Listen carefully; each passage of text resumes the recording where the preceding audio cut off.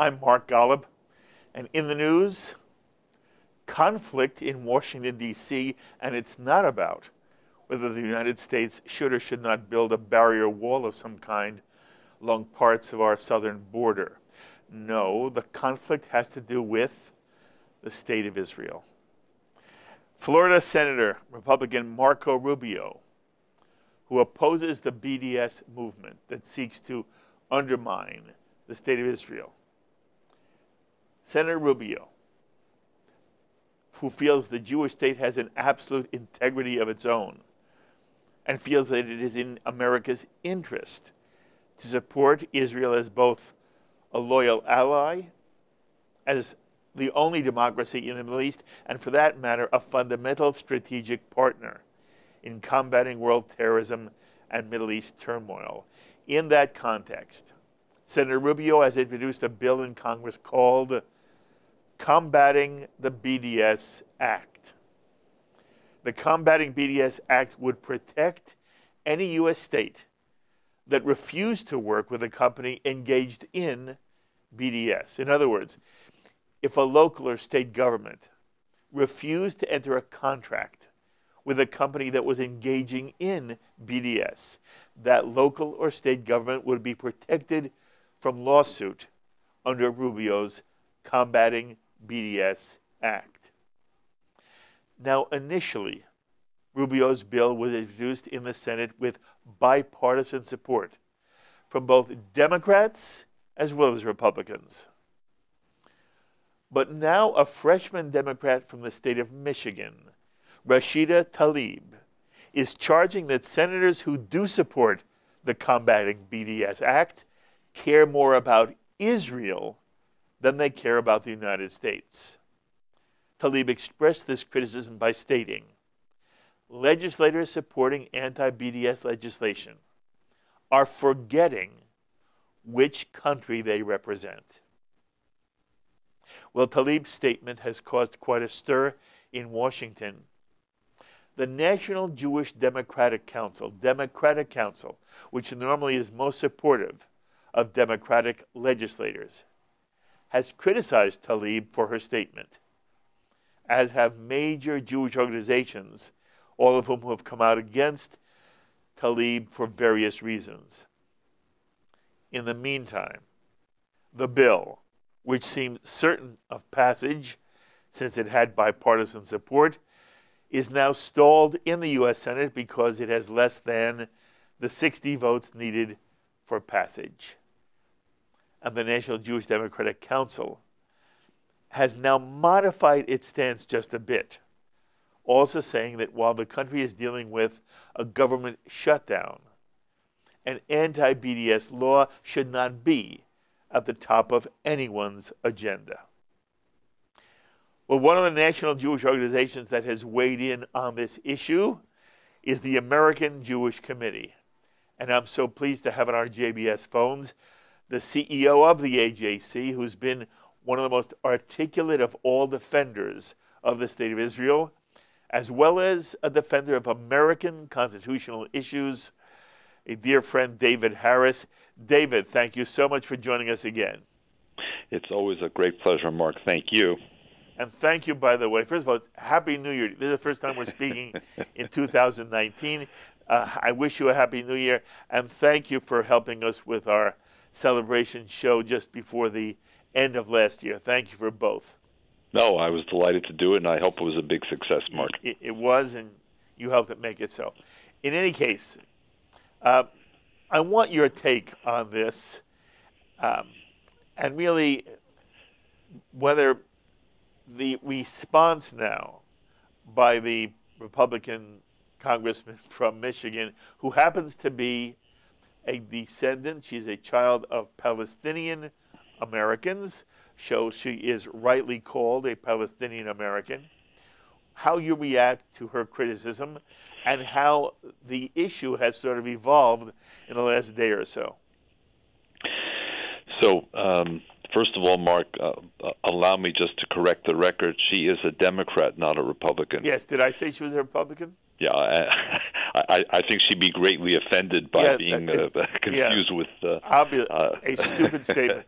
The whole point is that she's a Democrat. Thank you. Yeah. No, so she is a Democrat. She was elected in November for the first time from a district in Michigan.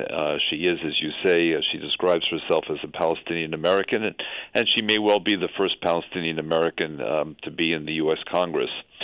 So it's easy enough for anyone to understand her pride in that sort of history-making role. The problems, in a way, I can't say they began, but they were certainly accentuated on Election Day.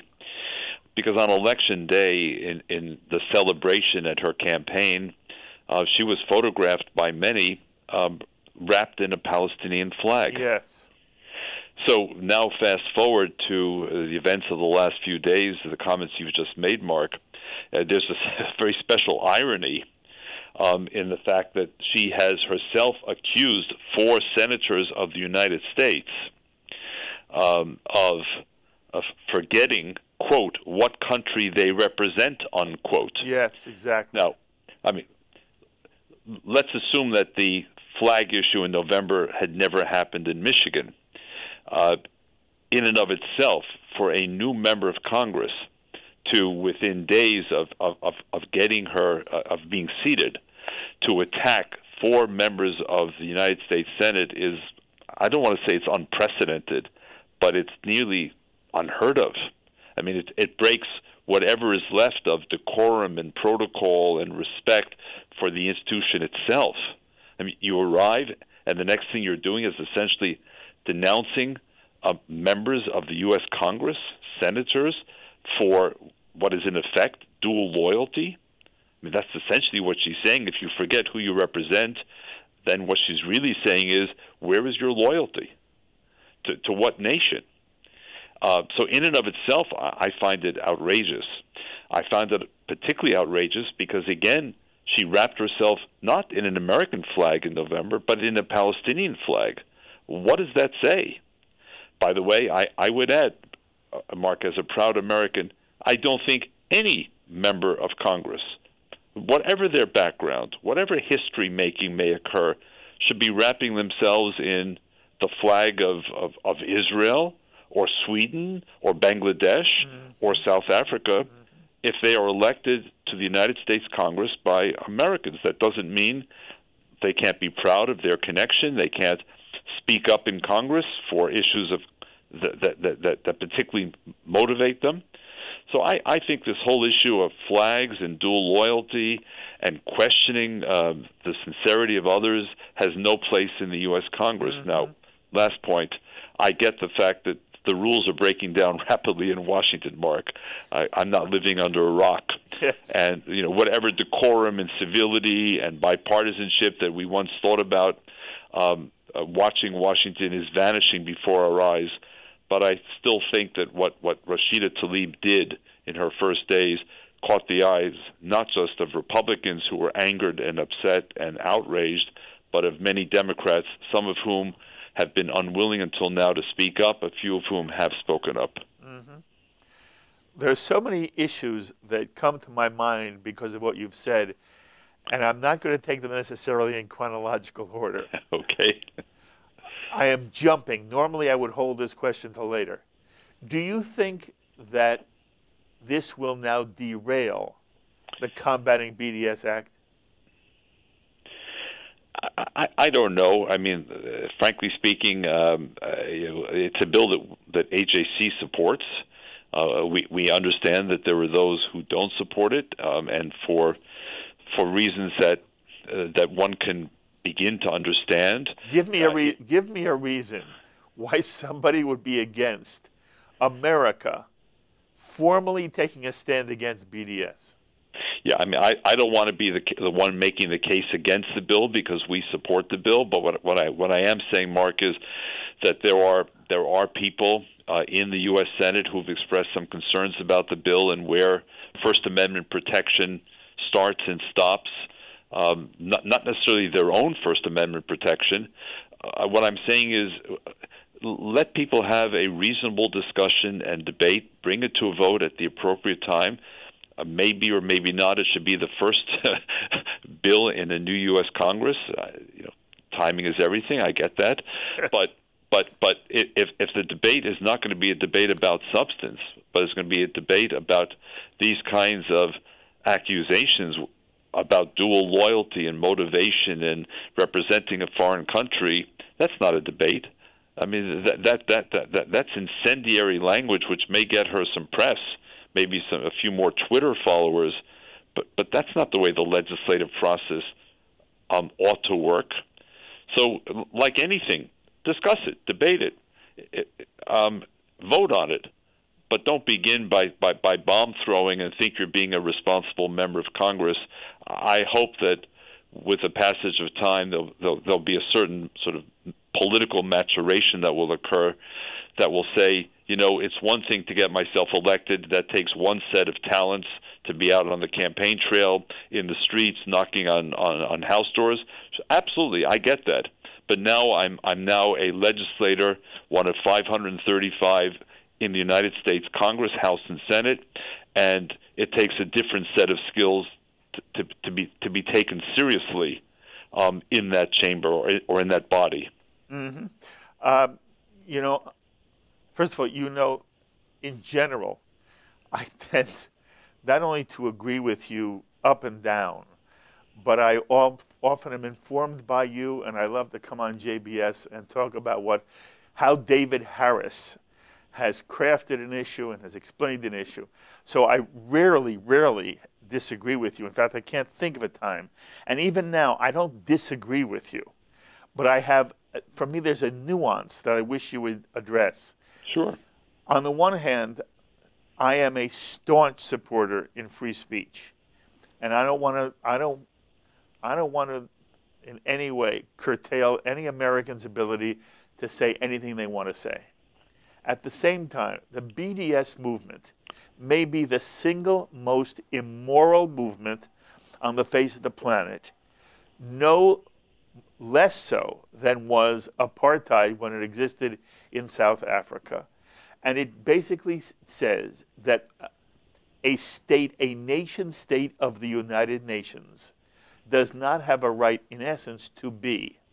And therefore, it seems to me that while, yes, you should be free to boycott, I'm not sure you should be free to ask the United States government to be boycotting, supporting divestment in or sanctions of a nation state in the United Nations, which is a critical U.S. ally. And you can tell me whether you think, because I'm emotionally involved in this, I am stretching the bounds of my willingness to protect freedom of speech and then drawing a line. Am I being unfair?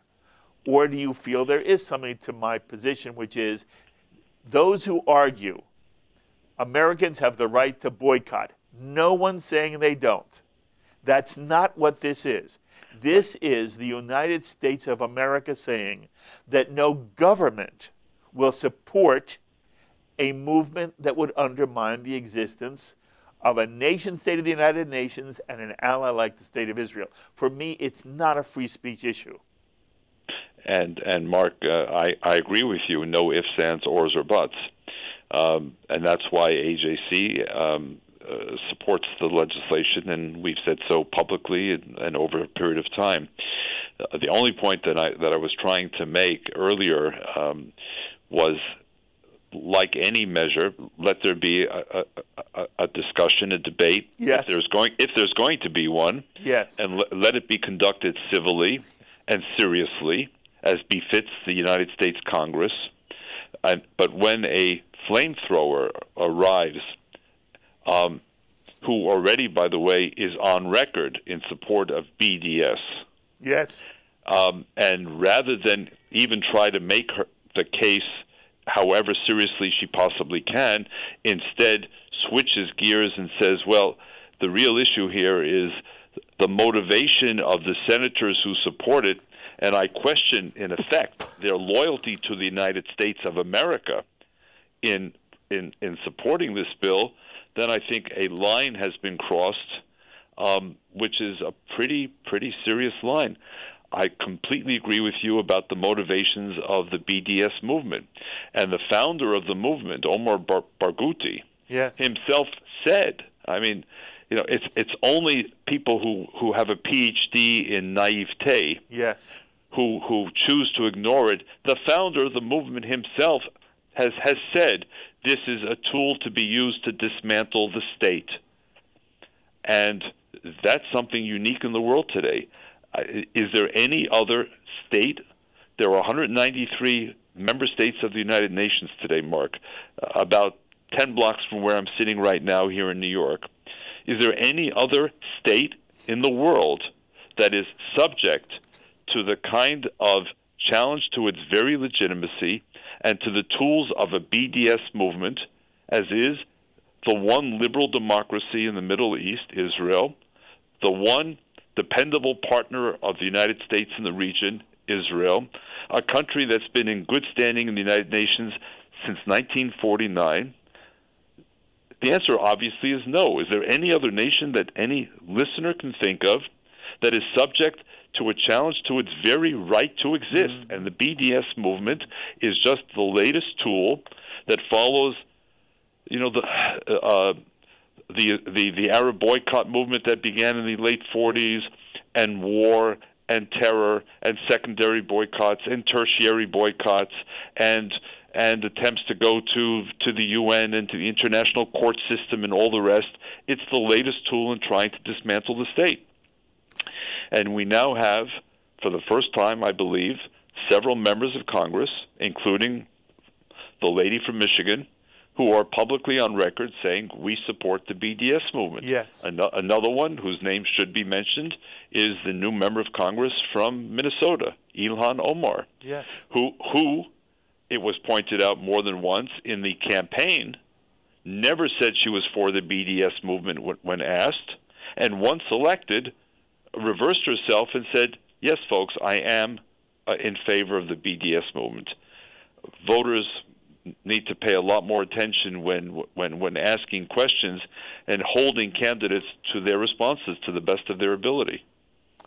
That is wonderfully said, and I want to make sure the audience understands that David Harris has been saying this and has been pointing out the extent to which Israel is the only nation state of the United Nations that is facing this kind of challenge. He was one of the first individuals to write eloquently about this. And so I always appreciate when you once again emphasize what seems to me to be a hideous attack on the state of Israel.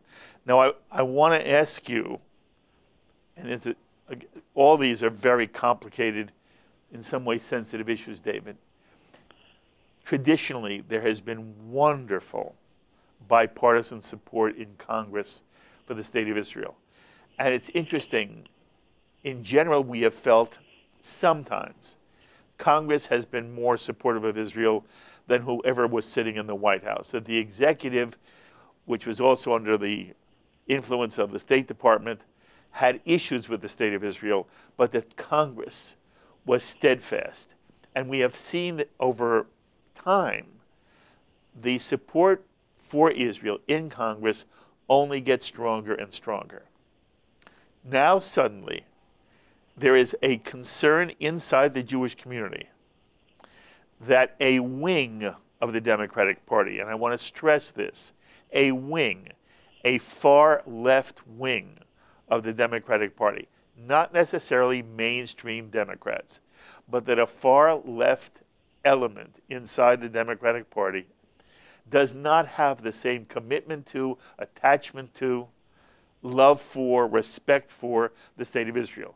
And it is reflected by Representatives Talib, by Omar, by Cortez, who was elected in the state of New York. And there are many who now don't want Israel to be a bipartisan issue. And the fact that at the moment there's a Republican president whom, on the one hand, has done things that have pleased Israelis enormously, and many American Jews who support Israel are thrilled. At the same time, this president is detested by the majority of American Jews. That has complicated the relationship that Democrats have with the State of Israel. So I want you to take a moment. You've written about this. You've given this a lot of thought. But here we are at the start of 2019. I want to hear, David, what's your perspective now on the concern for which bipartisan support for the State of Israel, meaning democratic support of the State of Israel, is something that you're confident in? To what extent does it in any way concern you going forward? Mark, it's a great question. I wish we had an hour yes, on JBS, but we'll do it later. We'll do it some other time. But I want a quick answer anyway now. So the first part of the answer has to be that your listeners understand that AJC and I personally are strict nonpartisans. Yes. So this entire conversation focuses on specific issues, but when you step back, we're not Democrats at AJC masquerading as Jewish activists or Republicans masquerading as Jewish activists. Our mission is to do the best we can for what we believe to be the best interests of the well-being of the Jewish people here in America and around the world, including in the State of Israel. Bipartisan support has been a feature of American political life since Harry Truman courageously, extraordinarily courageously, by the way, overruled his own State Department. That's right. Overruled his Secretary of State, whom he revered, George Marshall.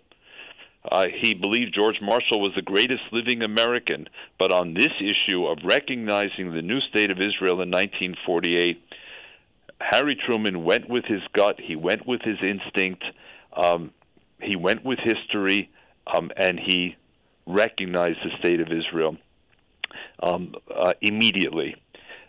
So the Democrats have been associated with this from the beginning. But to illustrate the point, in 1948, Harry Truman ran against Tom Dewey, who was the governor of the state of New York, a Republican. And many people remember or have seen the iconic photograph the next day of Harry Truman holding up the paper, I think the Chicago Tribune, which said, "Dewey defeats Truman." Yes. But why do I say it? Because Dewey was no less supportive of recognition of Israel than Truman was. Bipartisanship was reflected from 1948 going forward. And it's held, Mark. It's held through thick and thin. To be sure, there were some Democrats that were more or less enthusiastic about the relationship in the White House, but it's always held, and as you said, one of the anchors has always been the U.S. Congress. The question today is, are we at risk of seeing that begin to fray? And my answer to you is we need to be very watchful, but I wouldn't confuse noise with numbers. Mm-hmm. Mm-hmm.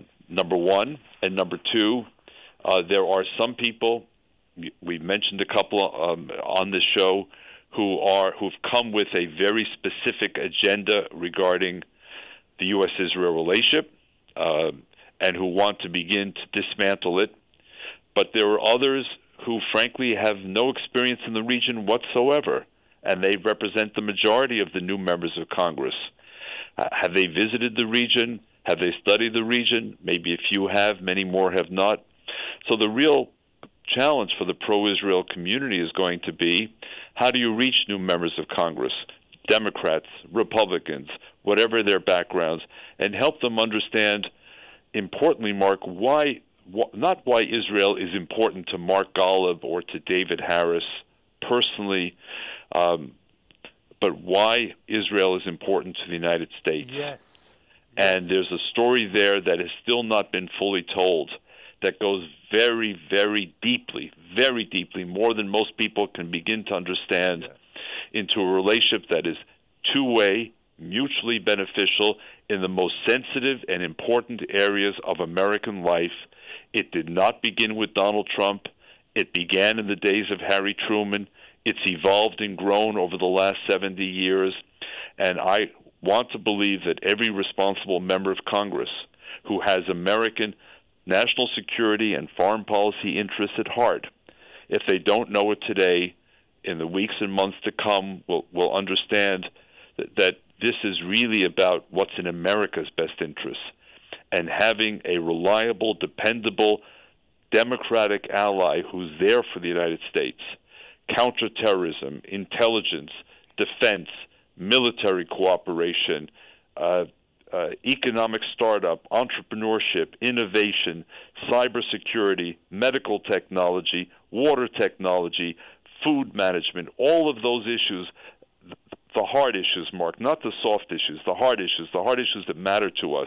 When there's a drought in the west coast of the United States and Israeli water technology comes to help us, when there are terrorism threats and there's quiet cooperation that saves lives, whether in the U.S. or Europe or the Middle East, this is what the relationship's all about. So, yes, there are some noisy people. Some have captured the fascination of the media, but let's not confuse them with the vast majority of Democrats and Republicans who either understand today or will understand tomorrow why this relationship matters and why it must remain bipartisan. Oh, beautifully said. And I do understand, and I respect enormously the position you're in, and that I was not asking you, and I hope that I never put you in a position where I'm asking you to support Democrats or Republicans.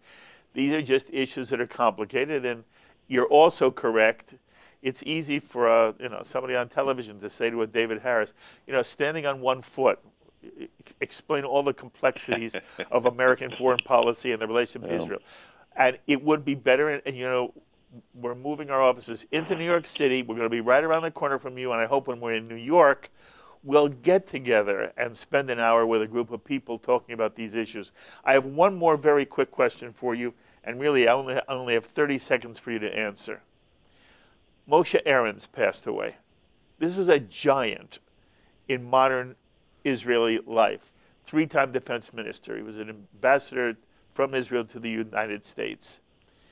Speak for just 20, 35 seconds about how you feel about Moshe Arens and why he was a major figure in the sweep of 20th century Jewish history. He embodied so much of that history himself because he was born in Lithuania. His family migrated to the United States. He went to the best universities here, MIT and Caltech. He made Aliyah when Israel was established. So he became a pioneer of the state. He grew with the state. He brought tremendous technical expertise, which eventually became political and diplomatic expertise. He was hard-nosed on national security. He never flinched on national security. But I have to tell you, he also brought civility to the job. Yes. Which is sometimes rare in politics these days. He had enormous respect for the democratic process of Israel. He had a love of the Jewish people. He also became a mentor to Benjamin Netanyahu. And I think Bibi owes a great deal, as he himself has said on many occasions, to Moshe Arens, who in many respects was a mentor to him. Yes. So, yes, he was one of the last of the founding generation, and may his memory forever be a blessing. Thank you, David, so very much. And thank you for always making time for us. 2019 should be a healthy, fulfilling year for you, and one we get to speak often. Thank you so very much. My pleasure, Mark. Thank you. Bye-bye. David Harris, CEO of the American Jewish Committee. And again, it's so complicated and at the same time so simple. My thanks, as always, to our director, Sloan Copeland, JBS Associate Director, Dara Golub, Editor, John McDevitt, and to the producer of this edition of In the News, Tisha Bader. Until the next time, I'm Mark Golub. Be well, my friends.